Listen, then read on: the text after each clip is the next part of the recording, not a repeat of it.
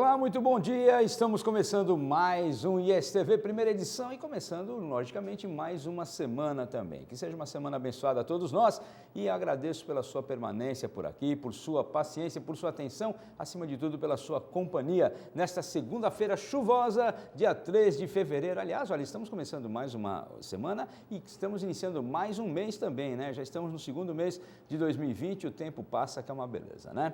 São 11 horas e 32 minutos agora, vamos conferir quais são os destaques da edição de hoje aqui no Primeira Edição.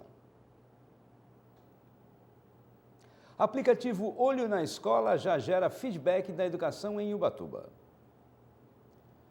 Vereadores de Ilhabela questionam preparo do governo municipal em casos suspeitos de coronavírus. Prefeitura de Caraguatatuba reforça a sinalização de trânsito em vários bairros. Prefeitura de São Sebastião revitaliza e instala estação de ginástica em Praça de Juqueí. Além disso, vamos verificar como é que fica a previsão do tempo, condição das balsas, entre outras notícias a partir de agora aqui na ISTV.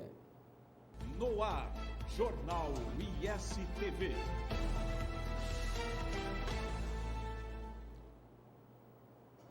Aplicativo Olho na Escola já gera feedback da educação em Ubatuba. O Tribunal de Contas do Estado de São Paulo lançou em outubro do ano passado o aplicativo Olho na Escola, uma ferramenta que funciona como um canal visando contribuir para a melhoria da qualidade da educação nas mais de 12 mil escolas da rede pública. De acordo com as interações, o aplicativo gera gráficos que permitem à gestão das cidades analisarem a situação das unidades, como críticas, sugestões e elogios. Para interagir com o aplicativo é necessário fazer um cadastro que comprove o vínculo com a referida unidade escolar. Podem participar pais, alunos, professores, diretores e funcionários das escolas e também a população. Já para conferir os resultados, qualquer pessoa pode acessar o site e ter acesso aos gráficos e apontamentos. Basta selecionar a unidade como Ubatuba e, no caso da Prefeitura, selecionar o âmbito municipal. A capital do surf é uma das primeiras cidades que já apresenta dados para a conferência. As informações foram classificadas como elogio e são referentes à Escola Municipal Olga Ribas de Andrade Gil. O TCE disponibilizou um infosite, que é o www.tce.sp.gov.br/olho na escola, com todas as informações e orientações sobre as funcionalidades do aplicativo. O Olho na Escola já está disponível para download nas lojas digitais de aplicativos Play Store e Apple Store. Vale lembrar que, de acordo com o presidente do TCE, a iniciativa também será de grande importância para o órgão, gerando relatórios que servirão de subsídio para o julgamento anual das contas municipais. Estamos cada vez mais na era digital e temos que fazer o bom uso disso, né? Vereadores de Ilhabela questionam preparo do governo municipal em casos suspeitos de coronavírus. Em razão do avanço nos números de infectados pelo coronavírus em nossa proximidade com o Porto de São Sebastião, o qual recebe embarcações chinesas, a Câmara de Ilhabela encaminhou um ofício ao Executivo Ilhéu solicitando algumas informações sobre cuidados e medidas para controle em casos suspeitos. Dentre os questionamentos feitos pelo presidente da Câmara da Ilhabela, o vereador Marquinhos Guti, e o vereador Matheus Pestana, do PCdoB, está a preocupação quanto a um plano emergencial e a capacidade de isolamento dos possíveis doentes. De acordo com o documento, a gravidade do assunto necessita de providências imediatas para controle de possível disseminação da doença no município. O risco apontado pelos parlamentares está preocupando todo o país, principalmente as cidades que possuem aeroportos e portos. Em São Sebastião e Santos, por exemplo, já estão tomando as medidas para intensificar a vigilância de casos suspeitos. Há 2 dias, o Ministério da Saúde informou que a classificação de risco do Brasil subiu para nível 2, que vai de 1 a 3 após considerar as orientações da Organização Mundial de Saúde, a OMS, tratando todo e qualquer eventual caso suspeito, aqueles procedentes da China. São 9 no país. A doença tem avançado para todas as regiões da China e contabiliza 170 mortes. No mundo, são 7.783 casos suspeitos em pelo menos 16 países. É aquela velha história, né? Mais uma vez nos deparamos com uma possibilidade de epidemia, algo até maior, ou seja, já começou na China, já está se alastrando, são 16 países envolvidos, e é claro que nós aqui ficamos principalmente, acima de tudo, na torcida, porque é o máximo que dá para se fazer nesse momento, em relação à questão do controle e da ação das forças públicas, né, do poder público. Agora, nós temos que ficar atentos e atentarmos, inclusive, para tudo aquilo que é possível fazer para evitar. Então, vamos ficar atentos, como eu disse, e procurando saber mais informações o tempo todo. E espero que essas informações cheguem também de forma satisfatória para que a gente possa aqui passar para vocês e, enquanto cidadãos, também tomarmos ciência. Prefeitura de Caraguatatuba reforça a sinalização de trânsito em vários bairros. A Prefeitura de Caraguatatuba, por meio da Secretaria de Mobilidade Urbana e Proteção ao Cidadão, está colocando placas de trânsito em vários bairros da cidade. Nesta semana, os serviços de colocação de sinalização vertical foram executados nos bairros Travessão, Indaiá e Sumaré. Somente em janeiro deste ano já foram colocadas 35 placas pela equipe de sinalização viária. As ruas beneficiadas foram na Topolândia, no Travessão, Avenida Acre e Rua Olímpio, no Indaiá, e Campos do Jordão, no Sumaré, entre outros. O munícipe que quiser solicitar algum tipo de serviço desta natureza pode acionar a Secretaria de Mobilidade Urbana e Proteção ao Cidadão por meio de ofício, telefone 156 ou processo administrativo. Eles solicitam uma alteração, reclamação ou sugestão quanto à mobilidade. O setor de engenharia faz os estudos, o projeto específico e define a correspondente sinalização horizontal e vertical. Muito bem, é uma boa iniciativa, nós precisamos de informação. Eu fico assim realmente indignado como nós não temos aqui, principalmente em vários bairros, o nome das ruas, por exemplo. É difícil da gente se localizar. Os carteiros, né, sabem porque eles já conhecem e estão à disposição, mas eu duvido que se um carteiro de uma outra cidade vier substituir algum carteiro daqui, se ele vai se localizar facilmente. Não vai, porque as ruas não têm nomes. Outra coisa, já que é para a gente falar alguma coisa a respeito, eu queria fazer uma nova sugestão, algo que eu já fiz há um tempo passado, conversando com os responsáveis e repito nesse momento. Eu não sei até onde e como que é feito o estudo e como que se determina a questão das faixas de pedestre, né, de segurança de pedestre nas cidades. Mas eu fico pensando, por que é que as faixas de pedestre são exatamente nas esquinas, né, onde, em alguns casos, eu vou ter problema, inclusive, para não fechar o cruzamento. Será que não seria melhor colocarmos essas faixas de segurança no meio do quarteirão e o pedestre, então, se locomover para o meio do quarteirão e atravessar com um pouco mais de segurança? Porque aqui na esquina eu tenho carros que vêm daqui, que vêm de lá, o carro que às vezes passa, inclusive essa faixa ela fica posterior ao cruzamento. Então, às vezes, o carro vai passar e ele para justamente nessa faixa de pedestre para atender à necessidade de um desses pedestres. E aí, automaticamente, eu estou fechando o trânsito. Será que é difícil colocar essas faixas mais para o meio? Existe alguma legislação que impeça? Eu não sei, eu estou aqui colocando para a gente pensar. Então, por favor, autoridades, vocês que têm essa visão, como eu já conversei antes, será que não seria o caso de nós pensarmos melhor nessa questão? E aqui em Caraguatatuba, especificamente, nós temos um único local onde tem um farol de pedestres, que é no calçadão. E na via toda não existe nenhum outro farol de pedestre. Portanto, algum pedestre desavisado pode não prestar atenção e querer atravessar, tanto quanto o motorista que vai passar e não pode observar. Será que não seria melhor nós eliminarmos aquele farol de pedestre ali no calçadão, na Rua Santa Cruz, e manter só a faixa de segurança, já que nós propomos aqui na cidade o respeito à faixa de segurança? Enfim, são algumas observações que eu acredito que possam ser atendidas e pelo menos estudadas a respeito. Fica aqui a minha dica, então. Prefeitura de São Sebastião revitaliza e instala estação de ginástica na Praça Simeão Faustino, em Juqueí. A Prefeitura de São Sebastião, por meio da Secretaria de Serviços Públicos, a SESEP, continua com as obras de revitalização da Praça Simeão Faustino, no bairro de Juqueí, na costa sul do município. Os serviços foram iniciados em dezembro do ano passado e serão entregues até o fim de fevereiro.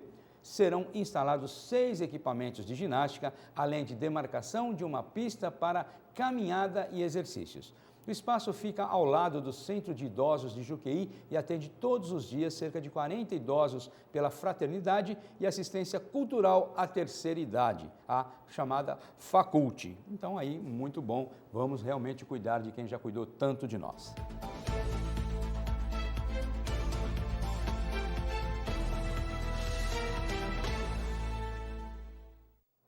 São 11 horas e 44 minutos e voltamos com o ISTV Primeira Edição, ao vivo para 30 cidades do litoral, aliás, do município de São Paulo, aqui no Litoral Norte pelo 44.1 e no Litoral Sul pelo 36.1. Após anúncio em rede social, casa lotada de produtos de furto é descoberta pela PM. A Polícia Militar descobriu no último sábado uma casa lotada de produtos de furto no bairro Morro do Algodão, zona sul de Caraguá. Os policiais chegaram ao local após verificarem em rede social um anúncio de venda de um dos produtos furtados de uma residência da cidade. Caixas de som, potências, ventiladores, bateria automotiva e até um tanquinho de lavar roupas foram encontrados no quarto de um adolescente. A mãe do jovem franqueou a entrada dos policiais na residência e os levou até o quarto do filho que não estava na casa. Todos os produtos recuperados serão devolvidos à vítima do furto. E agora, então, eles mudaram, eles têm até um sistema de venda online, ou seja, eles já criaram um e-commerce do crime. Então, agora eles roubam de um lugar, levam para casa e criaram um e-commerce. E aí você vai lá, compra direitinho. Agora, meu amigo, só para te alertar, cuidado quando você for fazer esse tipo de compra. Não queira ser você o espertalhão, o que vai tirar proveito de um preço que você sabe que não está correto, de algo que você pensa que vai ter, porque com certeza você está contribuindo. Primeiro, que você está cometendo um crime também, que é o de receptação. Segundo, você está colaborando para que o crime aconteça. E quem é que te garante que amanhã esse cara não volta e rouba a sua casa para vender para outro? Basta ser um pouquinho esperto, né? Ser esperto não é querer tirar vantagem, né? Chega dessa história, vamos caminhar direitinho, já está tão difícil caminhando direito, por que nós vamos por vias tortas, né? Enfim. Em troca de tiros com a PM, 3 são mortos em Ubatuba. 3 homens morreram na noite de sexta-feira após trocarem tiros com policiais militares durante uma operação no bairro Cachoeira dos Macacos, em Ubatuba. Um pouco antes, em São Luís do Paraitinga, um homem havia sido preso pela PM com a pistola do sargento Fábio França, morto por criminosos no dia 13 de janeiro, quando chegava em casa no bairro Marafunda. Segundo a PM, este indivíduo detido informou onde estavam os outros criminosos ligados ao tráfico, na cidade de Ubatuba. As equipes da Força Tática se dirigiram para o bairro Cachoeira dos Macacos para tentar prender e desarticular a quadrilha. Em 2 viaturas, as equipes se depararam com um carro parado com 3 indivíduos que, segundo a PM, começaram a atirar. Um dos homens saiu do carro e correu para tentar escapar da prisão, virando uma esquina enquanto os outros 2 trocavam tiros com a PM. O indivíduo que fugiu se deparou com a outra viatura que chegava por trás para evitar tentativas de fuga. Na troca de tiros, os 3 indivíduos morreram no local. Outro deles era procurado da justiça pelo crime de roubo. Equipes de resgate chegaram a ser acionadas, mas as mortes foram confirmadas no local por equipes de perícia. Foram apreendidos em posse dos 3 indivíduos um revólver Rossi 38 com a numeração intacta, um revólver Taurus também 38 com a numeração também intacta e um outro revólver Taurus com a numeração suprimida. Câmeras de segurança registram furto à residência no bairro de São Francisco, em São Sebastião.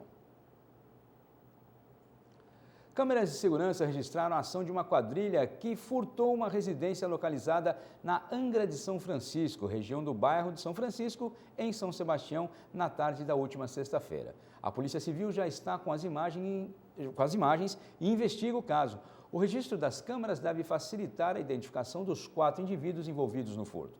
As imagens mostram quando eles abrem o portão e invadem a casa. Em seguida, saem com bolsas e sacolas cheias. Um dos indivíduos mostra ter intimidade com os 2 cachorros de pequeno porte da casa, o que caracteriza que já conhecia o local. Quem tiver qualquer informação deve ligar para 190 ou 153. Muitas vezes o inimigo está em casa, né? A gente nem sabe com quem nós lidamos. Aí as pessoas falam que nós somos, de repente, arrogantes ou que somos, sei lá, prepotentes, mas muitas vezes é difícil nós mantermos amizades, porque no fim a gente acaba se decepcionando. Não que eu sugira isso, mas é a lei, a gente acaba vendo dessa forma. Enfim, veja aí que provavelmente alguém que está muito próximo da família, porque se tem essa liberdade toda com os cachorros, é natural, né? Enquadrado na Lei Maria da Penha, homem é preso após agredir ex-companheira com cabeçada e tentar enforcá-la. Um homem foi preso pela Polícia Militar na tarde de quarta-feira, já da semana passada, no Perequê-Mirim, em Caraguatatuba, após agredir sua companheira. Ele foi enquadrado na Lei Maria da Penha e permaneceu preso. Conforme relato da vítima, o indivíduo estava com um facão. Ele deu uma cabeçada no nariz da mulher e tentou enforcá-la. Após as agressões, o indivíduo fugiu e foi capturado pelos policiais militares. Ainda na quarta-feira, a PM prendeu um foragido da Justiça. Ele foi capturado no bairro Poiares.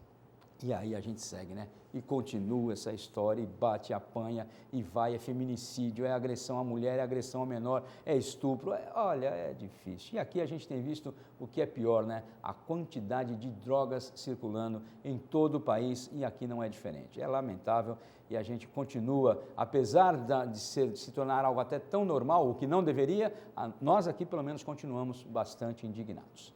São 11h50, agora nós vamos a mais uma pausa aqui no ISTV, primeira edição, mas voltamos já já com muito mais. Então não sai daí não, porque é Laica.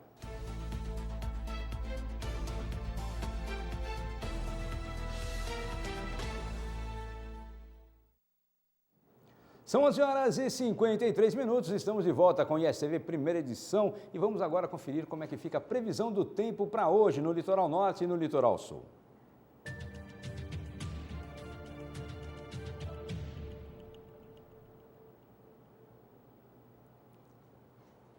Bom, de um modo geral, não precisaria nem da previsão, né? Quem está nesse momento nas 3 cidades sabe exatamente o que está acontecendo. Não é só nebulosidade, não. A chuva impera por aqui, já choveu bastante, pelo menos aqui em Caraguatatuba, e com certeza deve ficar o dia todo ainda nessa lenga-lenga. Em Caraguatatuba, hoje, 25 graus é a máxima, com 21 a mínima. Em São Sebastião, 27, mínima de 22. Já em Ubatuba, os mesmos 25 graus de máxima e mínima atingindo a casa dos 20 graus. No litoral sul, nada de diferente. Nebulosidade, chuva também, o que muda um pouco são as temperaturas. No Guarujá, deve atingir 27 graus a máxima, com mínima de 21. Em Santos, 27 também e mínima de 21, exatamente igual no Guarujá. E segundo o Climatempo, em Bertioga, a mesma temperatura na máxima, que é de 27 graus, porém a mínima com 20 graus.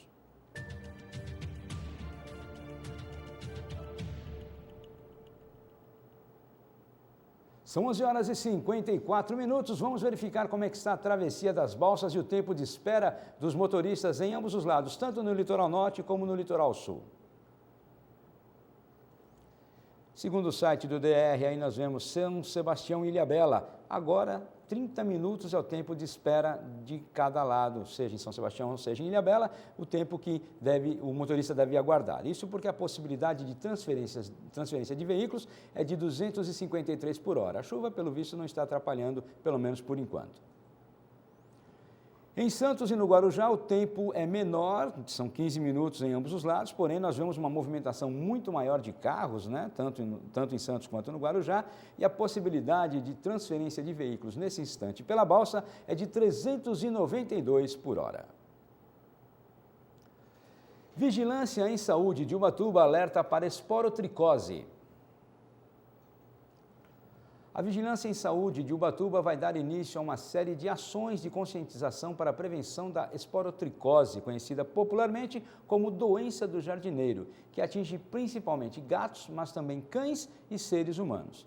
Essa foi uma das orientações da reunião do Grupo de Vigilância Epidemiológica, realizado na sexta-feira, já no dia 17, que informou que o litoral norte do estado de São Paulo está em estado de atenção devido ao aumento de número de casos da zoonose. A esporotricose é uma micose causada pelo fungo Sporotrix sp, presente no solo e em material orgânico de origem animal ou vegetal. Ela é adquirida principalmente no contato com a terra, pela inoculação do fungo através da pele, e mais comum em felinos devido ao hábito de enterrar fezes e pode ser transmitida a cães e a humanos, seja por meio de arranhões ou feridas na pele, seja em acidentes com espinhos, lascas de madeira, entre outros. Em Ubatuba, houve 2 casos confirmados da doença em humanos, já no ano de 2019. Os sinais da presença do fungo são pequenas bolinhas vermelhas que rapidamente evoluem para nódulos ou caroços maiores. Se a doença não for tratada, ela pode se espalhar via sistema linfático e atingir todos os órgãos internos.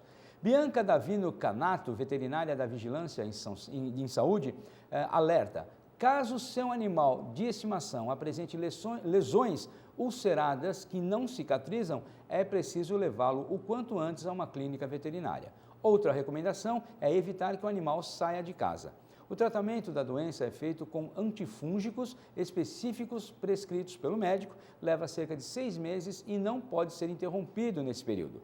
Além do treinamento das equipes da atenção básica, a Vigilância em Saúde pretende também criar um protocolo de notificação compulsória de casos suspeitos da zoonose, como já é feito em cidades como Paraty, Rio de Janeiro e Guarulhos, em São Paulo. Mais de 20 mil estudantes da rede municipal voltam às aulas nesta terça-feira em Caraguatatuba. Amanhã, as escolas da rede pública de Caraguatatuba receberão mais de 20 mil estudantes para o ano letivo. No total, são 56 unidades, sendo 52 escolas, 2 creches conveniadas e 2 centros integrados de ações socioeducativas, os chamados CIASE. Atualmente, a Secretaria de Educação conta com uma estrutura composta por mais de 3.800 servidores públicos, entre professores, auxiliares de desenvolvimento infantil, agentes de apoio escolar, inspetores de alunos, terapeutas ocupacionais, fonoaudiólogos, assistentes sociais, psicólogos, professores de atendimento educacional especializado, intérpretes de Libras e ainda agentes administrativos. Já as equipes gestoras são compostas por supervisores de ensino, diretores, vice-diretores e coordenadores pedagógicos, além dos servidores que atuam no prédio da Secretaria Municipal de Educação, dando suporte ao transporte, alimentação escolar, manutenção, entre outros importantes setores. O ano letivo de 2020 começa com novidades, entre elas estão ações de valorização de boas práticas dos servidores da rede municipal de ensino, conjuntamente ao trabalho de implantação do Currículo Paulista e da Base Nacional Comum Curricular. Essas ações são pautadas na concepção da educação integral, no qual o aluno é trabalhado nas dimensões intelectual, física, emocional, social e cultural. Outra novidade para esse ano é o calendário escolar. Ele seguirá os recessos propostos pela Rede Estadual de Ensino. Na rede municipal, o calendário foi colocado em votação e foi definida a opção com 2 pausas de recesso, nos meses de abril e outubro, além das habituais em julho e dezembro, assim como as demais do município e nas redes estaduais.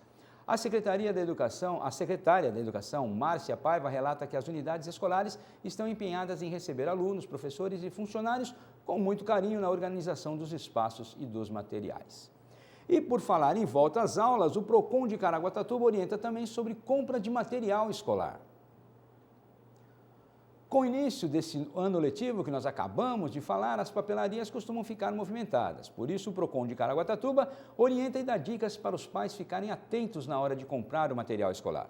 A compra dos itens escolares está entre os primeiros gastos do ano e os preços podem variar bastante. Para evitar compras desnecessárias, é importante verificar quais itens já possui em casa e que podem ser reaproveitados, como cola, borrachas e canetas. O diretor do PROCON, Aliex Moreira, lembra sobre a importância de fazer orçamentos em papelarias diferentes para comparar os preços. E ainda alerta que a lista de compras passada pela instituição de ensino não pode direcionar o consumidor a comprar em determinado estabelecimento ou de determinada marca. O PROCON orienta também sobre materiais que a escola não pode solicitar aos pais, como produtos de limpeza ou taxas para suprir despesas de água, luz e telefone. Também é importante ficar atento às embalagens. Todo produto deve apresentar informações adequadas e claras com especificações corretas de quantidade, características, composição, qualidade, prazo de validade, entre outros. Meio-dia e nós vamos então encerrando aqui mais um ISTV primeira edição pela ISTV, agradecendo sua permanência por aqui, sua companhia nesse nosso primeiro contato da semana e convidando para que você continue com a nossa programação ao longo de toda a tarde. No final da tarde você tem a atualização das notícias do ISTV segunda edição. Nós nos encontramos amanhã às 11h30, se Deus assim nos permitir. Um grande abraço e até amanhã.